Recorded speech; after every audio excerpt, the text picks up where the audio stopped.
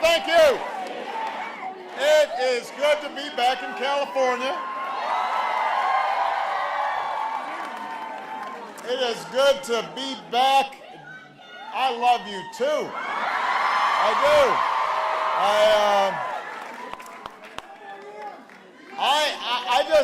I just had time to spend with some amazing Democratic candidates for Congress.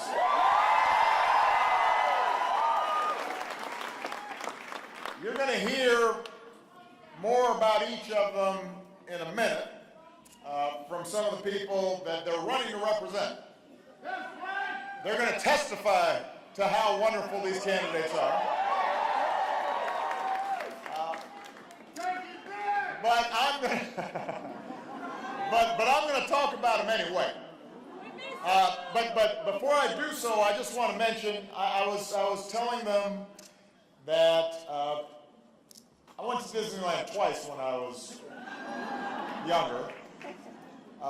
The first time was when I was 11 years old. Now there is no better time to go to Disneyland than when you're 11 years old. And I lived in Hawaii, so this was my first big trip to the mainland. And I was with my grandmother, who at that point her health was starting to fail a little bit, and her eyesight was starting to go.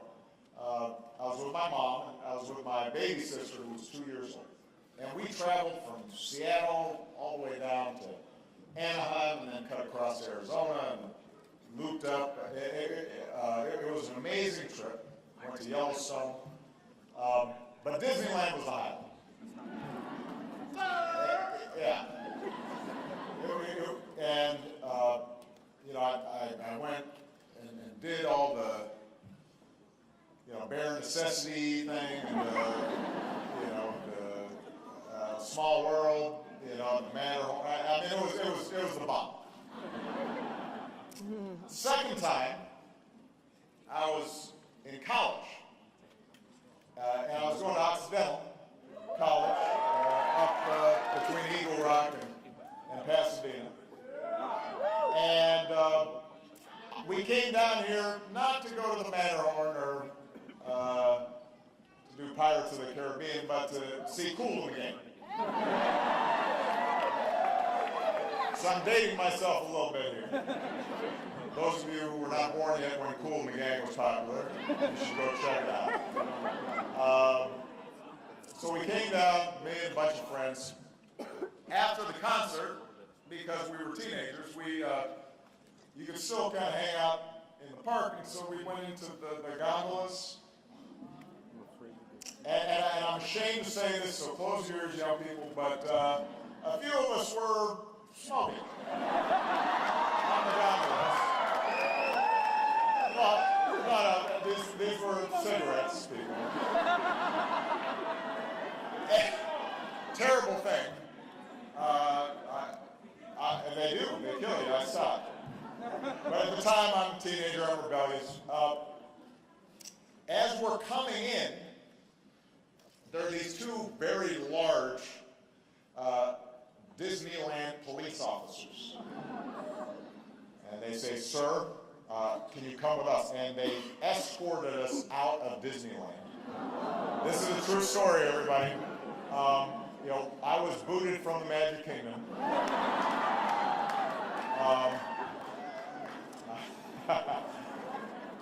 But what I remember about it was at the end, they said, "You're going to have to leave, sir, for breaking the rules of the Magic Kingdom, but you are welcome to come back anytime."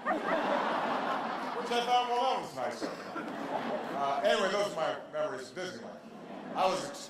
Just give you a little context for my appearance here today. I do. I love you too. Now, I gave a long speech yesterday, and so today is a different role. Today, really, what I want to do is highlight the extraordinary collection of candidates who have decided to step up and bring out the best in our country. As I said yesterday, we're in a challenging moment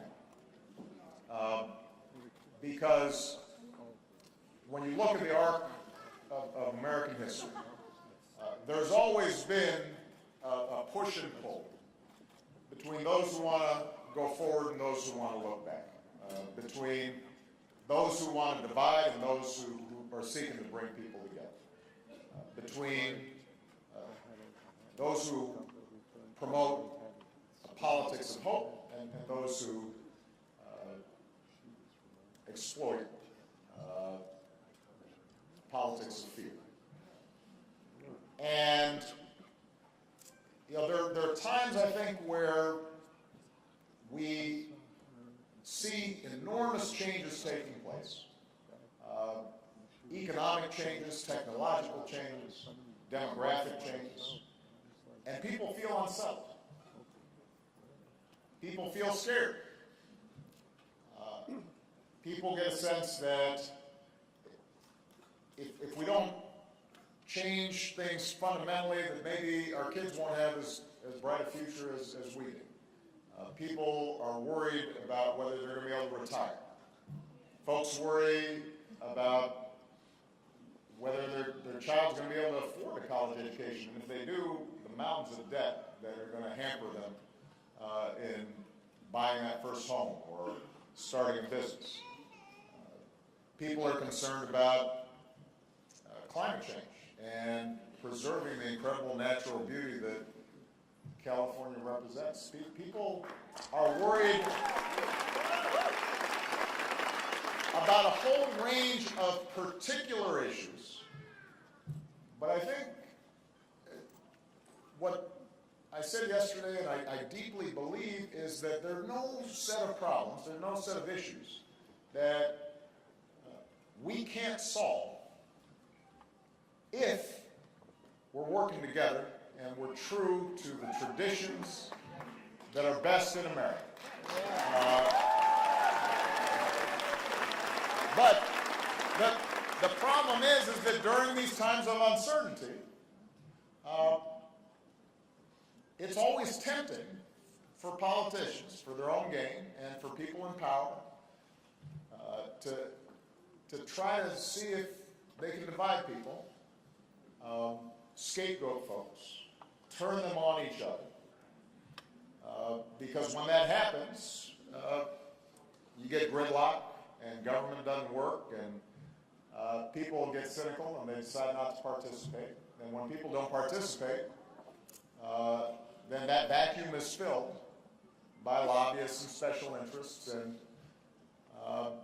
and we get into a downward spiral where people get more and more discouraged and they think nothing's going to make a difference. And that, unfortunately, has been a spiral that we've been on for the last couple of years. And the only way we reverse that cycle of anger and division is when each of us as citizens step up and say, we're going to take it upon ourselves to do things differently. We're going to fight for the things that we believe in. We're going to fight for the idea that every child in America should get a decent education. We're going to fight for the idea that anybody out there who's willing to work hard should be able to get a job that pays a living wage. We're going to fight for the idea that women should be paid the same as men for doing the same work. We're going to fight for the notion that our seniors should be able to rely on Social Security and Medicare and be able to retire with dignity and with respect. We are going to make sure that the men and women in uniform who fight on our behalf, when they come home, they are not just giving lip service to, but they're actually also getting the benefits and the support that they have earned. We're going to fight for the notion that we're all in this together,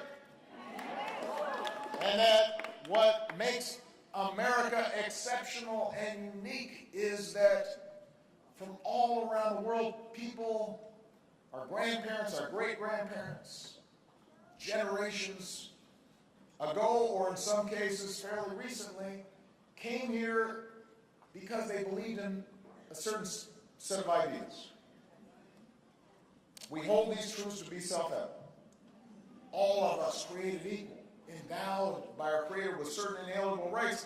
What that means is that we are bound not by bloodlines, not by what we look like, not by the way that we practice our faith, not by our last names, not by our sexual orientation. We are bound by a set of ideas.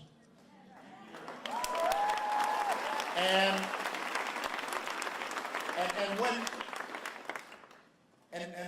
finally, we are bound by the notion that this is a government of and by and for the people. We don't have a permanent elite.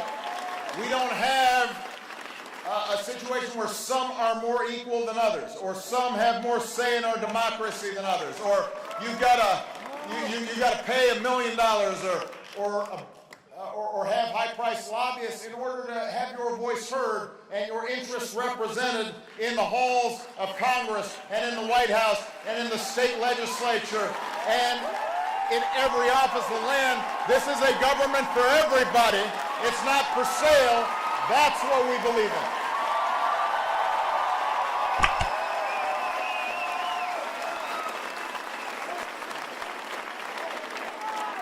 And the good news is, and the good news is that we've got candidates who represent those values. They've stepped up. They're fired up. They're ready to go. I'm just going to talk about them a little bit here. By the way, some of them have their families here, so, you know, their moms are here, their dads are here. They're very proud of these candidates. Their spouses are here, their kids are here, so this is a family affair. When you step up and run for Congress, it's not just you. You're dragging a whole bunch of all your old friends from high school. You're calling them up. Come on out here. Let's get going. Josh Harder is running in the Central Valley. Where's Josh? There he is. Josh went to public schools, worked his way through college and business school, spent his career helping entrepreneurs create new jobs here in California. He's young, he's dynamic. He's got some corny jokes that I really like. He's told me about. First time I met him, he says, "I work harder." I said, I love that line, man. Keep on using that stuff. People remember that. TJ Cox is running in the Central Valley. Son of immigrants, started 2 companies of his own, works to bring opportunity to neighborhoods where Wall Street and big banks don't go, don't invest. He's investing, he's creating jobs. That's why we need to send him to Congress. Josh and TJ may be running in different districts, but they're running for the same reasons. To make sure every Central Valley kid has the same kind of opportunities that they have.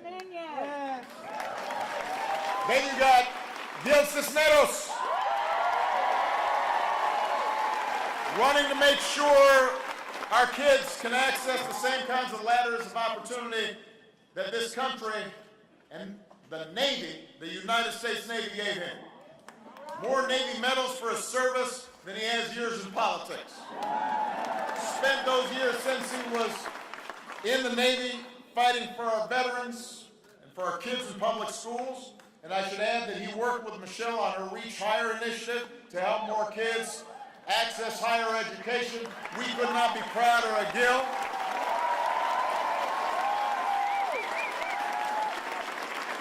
Just like we couldn't be prouder of Katie Porter, who's here.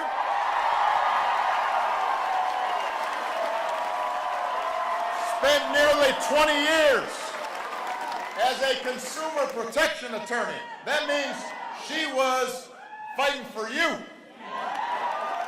20 years standing up to the powerful special interests and instead working on behalf of California families. Directly helped thousands of families who have been wronged by big banks, by predatory lenders. And now she's fighting for every Orange County family to hold those powerful interests accountable. That's the kind of advocate you need in Congress. Just like you need Harley Rhoda. Successful entrepreneur, philanthropist, helping all sorts of companies start up and grow and create opportunity. He's not running for Congress just to be in Congress. He's already been successful. He knows that when you go to Congress, you better be less concerned about being there and more concerned about what you're going to do on behalf of the people who sent you. He's going to use that seat to advance the interests of all the people of the 48th Congressional District. So we're proud of Harley.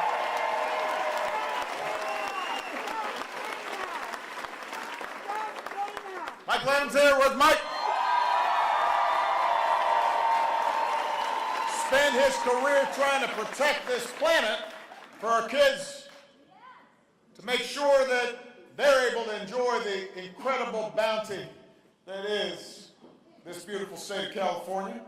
He's the kind of champion that we're going to need in Congress right now. Somebody who's going to be a leader on environmental issues, a leader on climate change, a fighter to make sure that everybody's getting higher wages, working to prevent gun violence, working to protect our health care, because there are people out there right now that are counting on us to make sure they still have health care after this election. That's on the ballot, and Mike's going to make sure that he's fighting to keep it. And even though Katie Hill can't be here today, because she's at another event for working men and women of LA, but if you're from her community, you already know Katie. Daughter of a local nurse and a police officer, educated in the public schools. Now she's running to take the values of her community to Washington and make real change. So these are some of the men and women, many of them who never imagined running for office. But what they understood is the stakes are high in this election. This is a consequential moment in our history.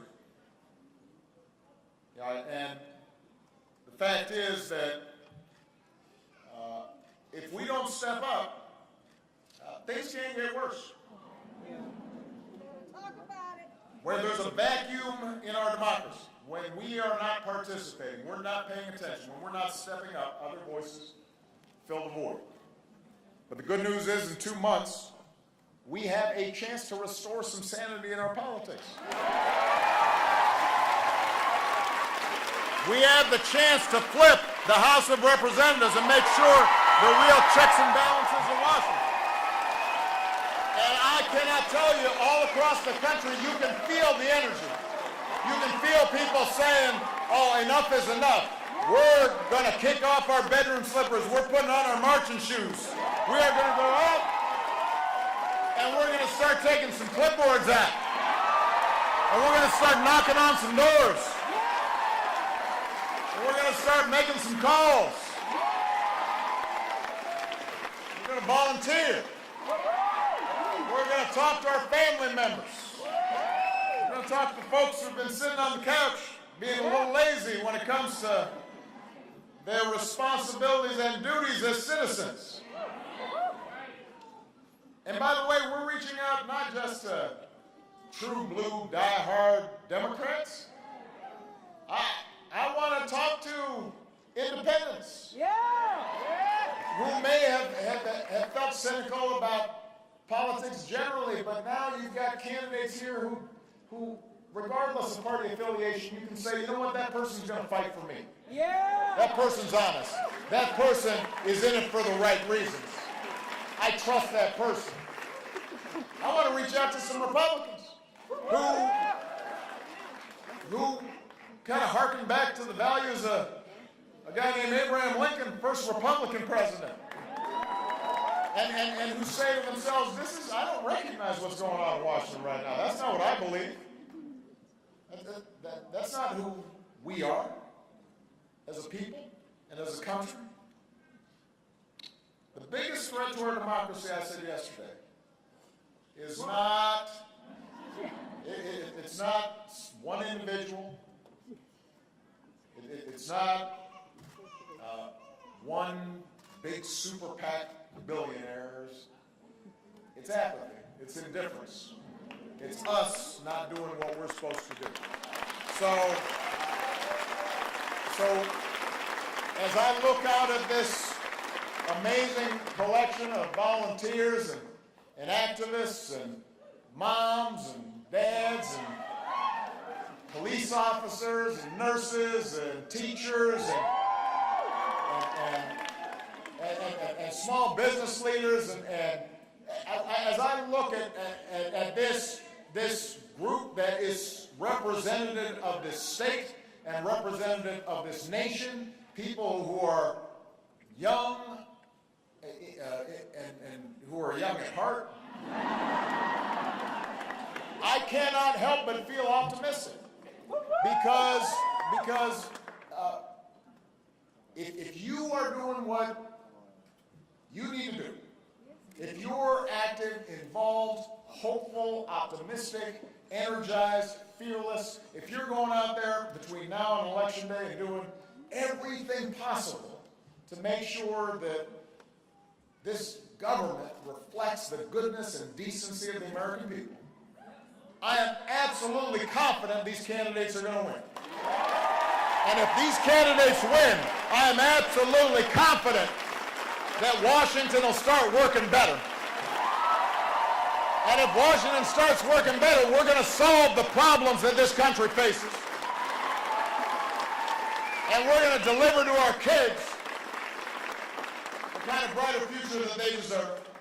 Are you ready to get to work? Are you ready to get to work? Are you ready to get to work? Let's go get this done. Thank you very much, everybody. I love you. God bless you. Come on, everybody. Let's go out there and do this thing.